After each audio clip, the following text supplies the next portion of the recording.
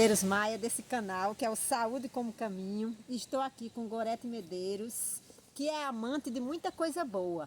Amante da natureza, você disse que gosta também das terapias. Terapias holísticas.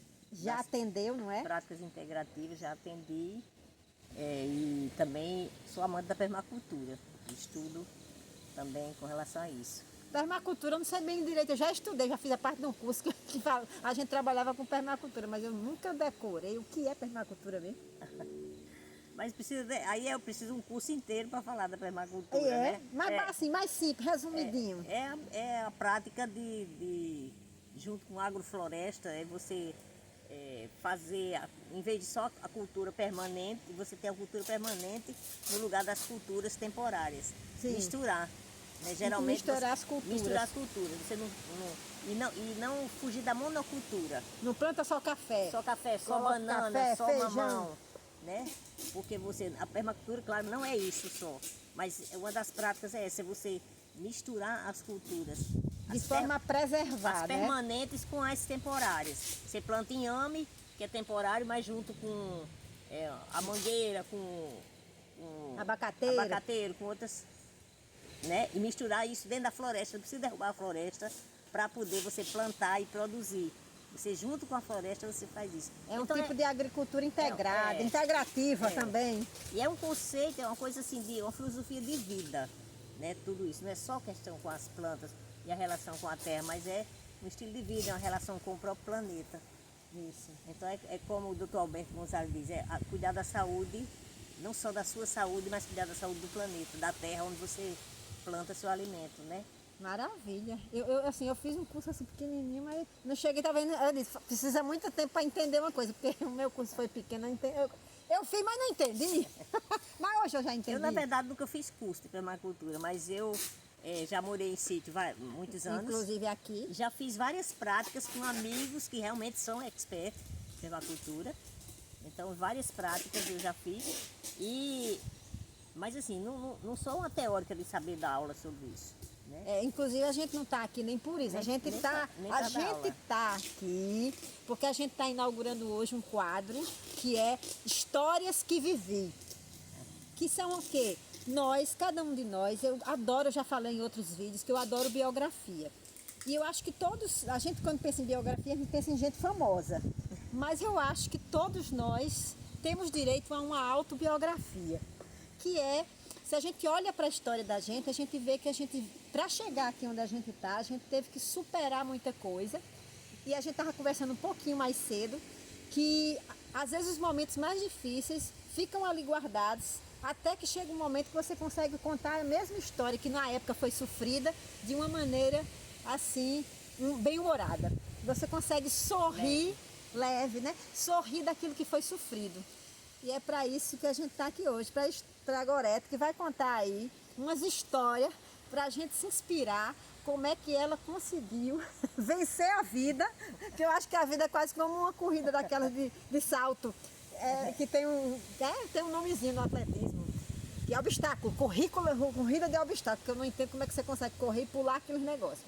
Então a gente vem correndo na vida, caminhando, aí chega diante de uma coisa, vem uma dificuldade, e aí como a gente lida com isso, aí a gente ou fica empancado ou a gente vai para frente. Às vezes a gente fica empancado um tempão numa situação e só resolve depois de 10 anos, 20 anos, e às vezes morre e não resolve, né? Mas Gorete aí, eu soube inclusive que ela andou contando aí aqui uma história de um negócio de um chinelo da infância dela.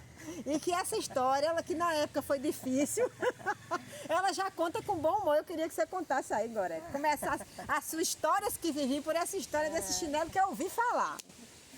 Essa história do chinelo acaba sendo, hoje é muito engraçada, a gente sempre ri, eu e minhas irmãs, dessa história. Mas é que a gente tinha uma infância tão pobre que a gente não tinha recurso para nada, né?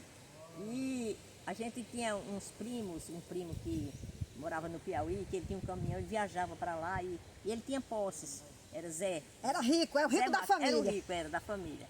Então Zé, minha mãe viúva com 6 filhos, então Zé, quando ele passava lá por perto de onde a gente morava, lá em Patos, ele geralmente passava lá em casa e perguntava o que a gente estava precisando mais e tal. Aí ele levou a medida, levava a medida do pé da gente. Tirava a medida num papelzinho e levava para comprar um calçado. Sim. E aí a gente tinha muita vontade de possuir uma sandália. Quando surgiu logo a sandália havaiana. Surgiu as havaianas na época, era assim, a gente tinha loucura para ter uma havaiana e não tinha condição de comprar.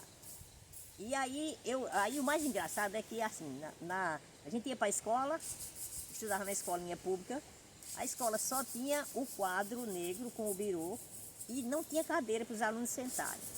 Então a gente levava, todo dia levava de casa um tamborete para sentar. Na sala de aula. Na sala de aula, escrevia com o caderno do colo. Quem tinha mais recursos, deixava o tamborete lá, já ficava.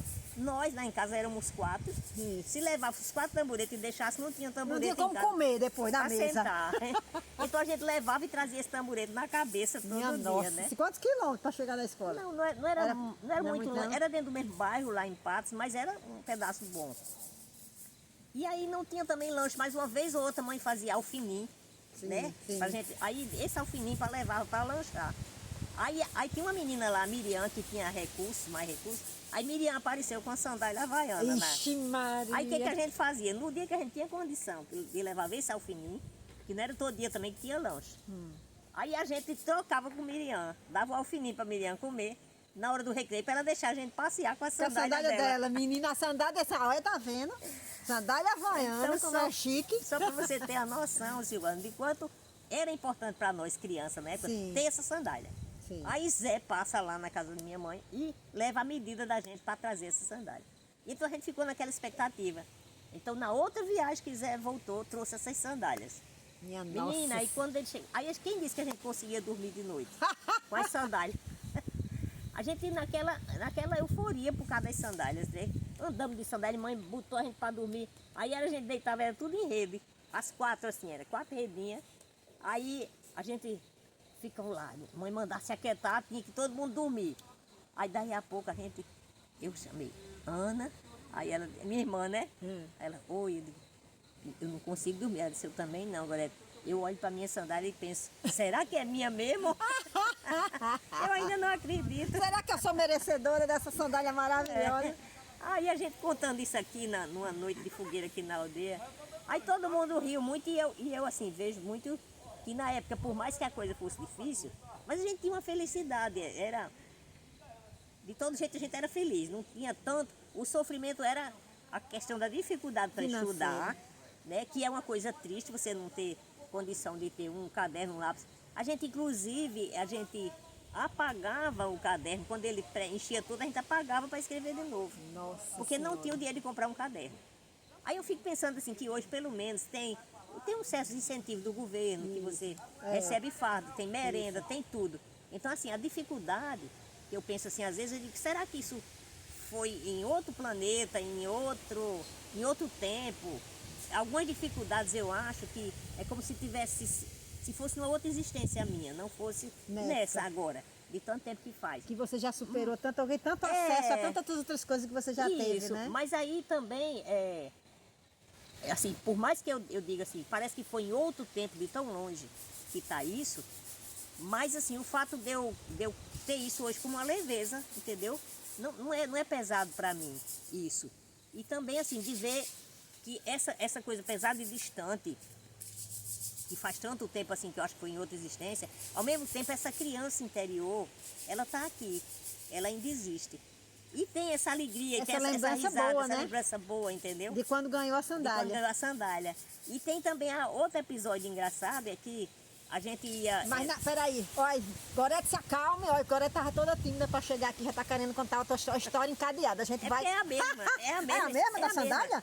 Da sandália não, do outro episódio da mesma época, que era assim, a gente não comia praticamente proteína nenhuma. Sim. Aí ovo, ovo era coisa dos deuses. Vixe Maria. Aí todo dia 7 de setembro, como ia para marchar, né? Ia para desfilar. Isso, e vai para marcha, né? Era um grande acontecimento. Era o dia que tinha que ter ovo. Aí, então a mãe comprava o ovo nesse dia. Nossa. Só comia ovo no dia 7 de setembro para não desmaiar na marcha. Minha nossa. Porque a minha irmã desmaiou uma vez de fome. Oh, Jesus. Ana desmaiou porque assim, quando os colégios, as rabeiras ia desfilar, já era 1 hora da tarde, naquele sol quente, escaldante de Patos. E com fome. Aí ela desmaiou. Aí disse, tem que comer ovo para ir forte para a rua. Para aguentar no dia o 7 de tranco. setembro. Aí eu digo, pronto, é o outro, fechando o episódio da infância. E aí foi quando o menino, o filho de Nama disse, mas essa história tá mais para chorar do que para rir. Eu digo, mas acontece o seguinte, que para mim não é nem mais para chorar do que para rir. É de ser uma coisa, para mim é um episódio risível, hoje é risível. Que na época não mas, era, né? Mas hoje se eu visse uma criança nessa situação, eu ia ter vontade de chorar. Mas você entende, Silvana? Eu entendo. Que é como se não fosse comigo isso, como se tivesse sido... Para mim tá tão elaborado isso que eu não... E você já eu teve... sou tão grata, por exemplo, a Zé, por levar a medidinha do pé da gente, ao esforço da minha mãe de ir atrás de um e de outro, de pegar um caderno aqui, outro ali, e de ter botado a gente para estudar. E claro, isso aí... E todo mundo terminou estudando, e ela não deixou ninguém se dispersar, assim, quando meu pai morreu.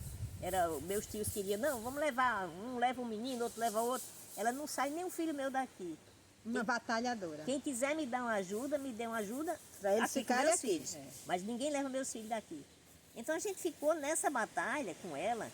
Então era uma batalhadora, realmente. Era uma heroína. Uma heroína, né? E sobrevivia. Essas histórias, justamente a gente está criando esse quadro para justamente a gente ver como nós somos vitoriosas. Vitoriosas somos. A gente olha, claro que a gente tem cada qual outros desafios. Hoje você tem outros desafios, eu tenho. Mas se a gente olhar para o que a gente já viveu, que foi capaz de enfrentar, superar e conseguir coisas que a gente nem imaginava, né? Porque nessa época você se formou, você passou em concurso, que aí vai ter outros episódios, viu? Passou em concurso, já morou aqui, morou acolá, teve filho. Então é uma vida de vitórias. Quando você olha para trás, é uma vida de vitórias. E o objetivo desse quadro, gente, é a gente partilhar essas vitórias para que você que está vendo, muitas vezes está diante de um desafio que às vezes é tão mais simples do que esse desafio que Gorete contou aqui, porque você é uma criança que não tem recursos e tem tantas por aí, que ainda hoje, né, mesmo o governo ajudando, a gente tem criança que nasce em lugar que não tem acesso a nada. Não tem, Não tem escola não sei quantos quilômetros. Em outros países, situações terríveis e que a gente muitas vezes tem, né? Nós temos acesso, nossas crianças têm acesso e parece que não se valoriza. Porque é importante a gente reconhecer o que falta para lutar pelo que falta, mas eu penso que a luta pelo que falta só ganha força se a gente reconhece o que conseguiu já. Né? Então, as histórias que você contou me traz a ideia da força, e você é uma pessoa muito forte, que eu conheço há muito tempo, a força que você tem vem justamente de ter sido capaz de vencer tudo isso. Eu acho assim que o exemplo de minha mãe também, de não ter se entregue. Sucumbido, né? Dela ter enfrentado com os filhos, isso eu acho que passou para nós todas, principalmente as mulheres, né? Que somos as mais velhas. O exemplo dela, eu honro muito minha mãe. Honro todos os meus ancestrais que me... Ela ainda viva? Não, não. Que me fizeram estar aqui hoje contando a história, né? Isso. As batalhas que todos passaram para poder eu estar aqui agora, né? Então isso é interessante. Pois, Gorete, a gente vai encerrar esse primeiro episódio, né? E nós vamos vir aqui contar mais histórias para que você que está vendo aí o canal possa se inspirar e se fortalecer na ideia de que somos um. Se você está aí, desse lado, diante de coisas que parecem insuperáveis, tenha calma, porque é uma questão de resistência. Hoje tem uma palavra que eu gosto muito, que é resiliência. Né? A gente tem que acreditar e dar um passo a cada dia. Eu digo que é um dia de cada vez, como nos Alcoólicos Anônimos. Né? Pois obrigado, Gorete, e até a próxima. Você também, Silvana.